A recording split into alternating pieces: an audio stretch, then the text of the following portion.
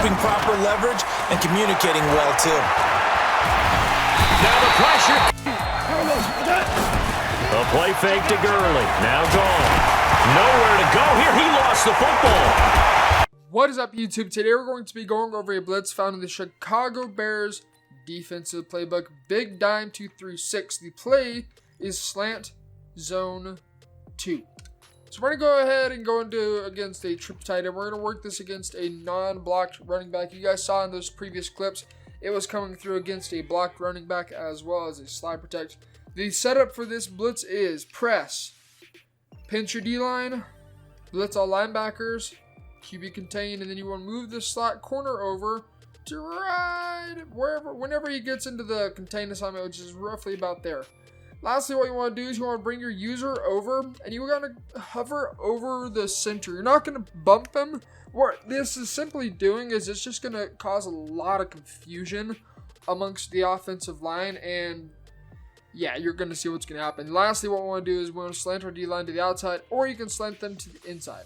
So let's go on and slant them to the inside for this trial. That time you can see it doesn't come through all too well, so maybe we'll try slanting our D-line. Maybe that's how practice mode wants us to run it. So we'll go ahead and set this up again. So press Y down the D-pad, pinch D-line, left on the D-pad, down the D-pad, or down the left stick. Pinch linebackers, right on the D-pad, down on the left stick.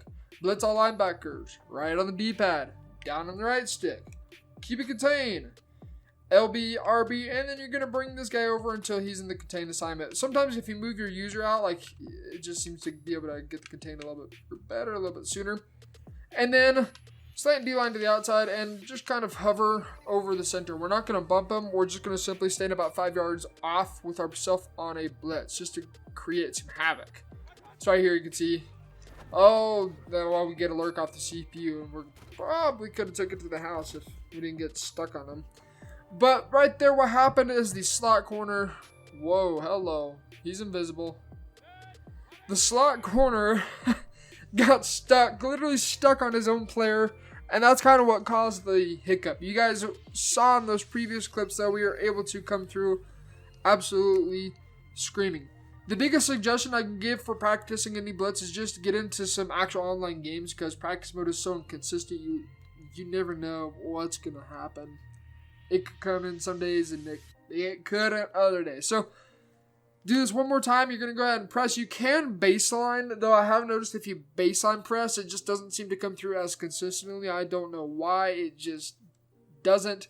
So we're going to go ahead and press. Now, if you're worried about when you press this guy over here getting burned by OBJ, you can actually go ahead and do a quick adjustment. So you can go Y, A, X up on the right stick, and you can back him off so he's not going to press him. And hopefully he matches him on the soft squat. And then you want to go ahead and pinch your D-line, pinch your linebackers, blitz all linebackers. And then you want to crash your D-line to the outside, QB contain. And then move this guy in right about there or wherever he gets into the contain assignment.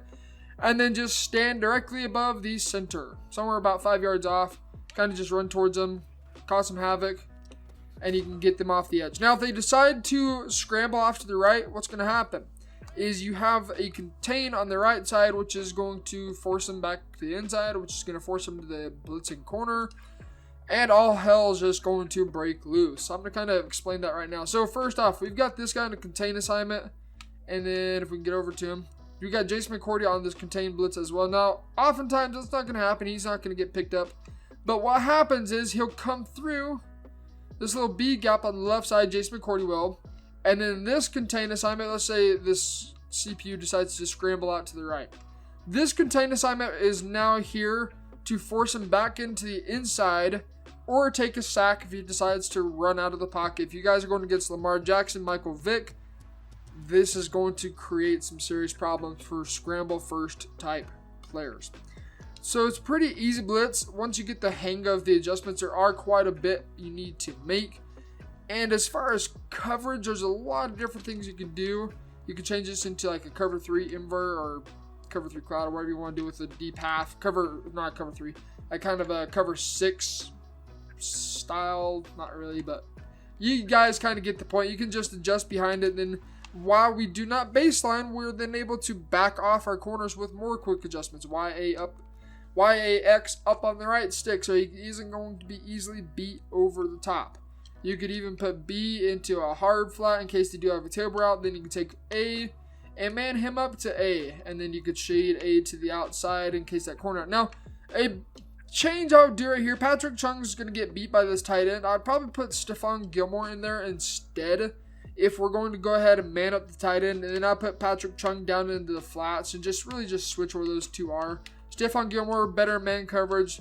Patrick Chung, better in the flats. That's just a really basic adjustment I would do. Now, as far as a user, if we're going to be sending this blitz, the big thing we've got to worry about is pretty much everything on this part of the field right here.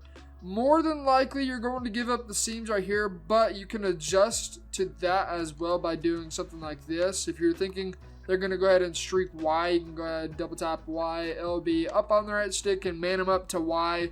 And then really your only thing you got to worry about is this tight end right here if they decide to streak it, which is pretty easy to get over there. And generally you can lurk them fairly simple. So again, we'll go ahead and set this blitz up. This is just maybe a coverage shell I might have behind it. We can take away this guy.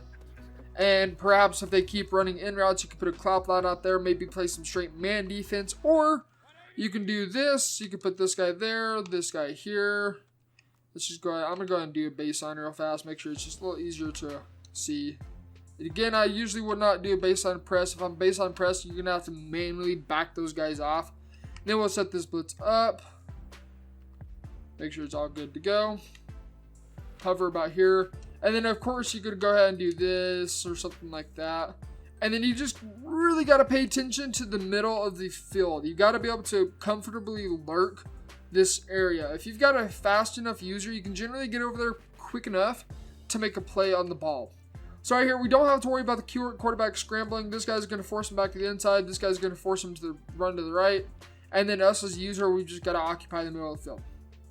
And eventually you will come with a pick. So right here you can see lurk. There's nobody open. And we get the sack to come through clean. Again, if they decide to run out to the right, we've got the contain on the right side. And there's pretty much nowhere for them to run whatsoever. So again, press, pinch your D-line, slant them to the outside, blitz all linebackers, keep it contain, move this guy in, and then make your adjustments accordingly. So let's just say we do something like this. Maybe something different, and we back this guy off. I don't know. You could do a whole bunch of things behind this coverage. I will say LB and X, you cannot put them into outside quarters, so you couldn't make this like a cover 6 rendition. I haven't really messed around with packages too much to see what you can and can't do with that. I just know that you can only really change this into a cover 3. So if you wanted to change this into a cover 3, you could easily do that. It's really, really simple as long as you get the button combinations down correctly. You can do something like this. Now you have a cover 3, the hard flat on the right side, and you're just sending, 6? Technically 7, but not really. And then just go ahead and lurk the middle field. Again, it's just all about what your opponents want to do. Like, oh, how's that not a lurk? You guys can see right there, I got cheated against a computer, and that's an easy pick, if not a pick 6. So, while there's a lot of different adjustments you can do, I generally like to keep it into a cover 2, and if I expect them to throw down the middle of the field, I might do this, and just take away that, and then set my blitz up as is, or how we would normally go about it. And then from there, you're pretty much just going to be relying, oops, wrong guy, clicked me on to the wrong dude.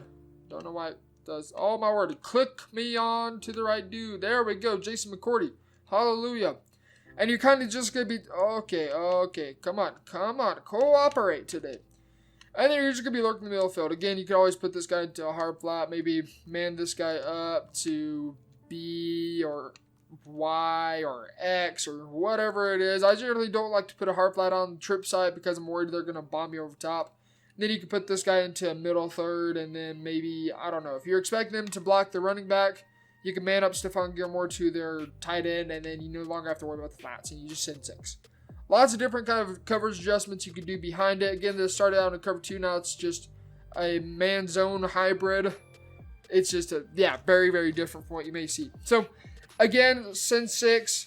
Your user's just really going to create a distraction among the field. And whoa! Hello, Stephon Gilmore. You did not man up to the tight end right there, buddy. I don't know what happened, but you did not do what I told you to do.